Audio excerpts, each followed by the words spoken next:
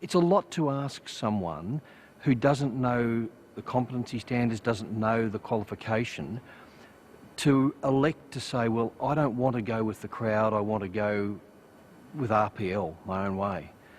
Whereas if we're encouraging them and saying, well, actually you're expected to go that way, we expect you to have some competencies that we can tick off on.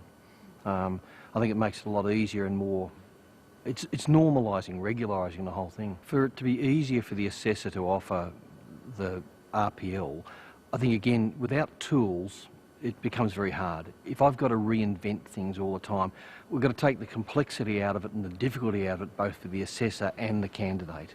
And at the moment it's been too difficult for both.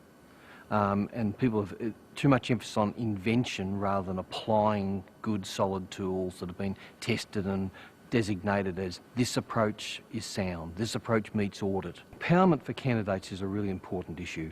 And too often I think we associate it almost as personal qualities, that I suddenly become aware of my own self-worth and self-confidence and I am empowered to claim what's mine, you know.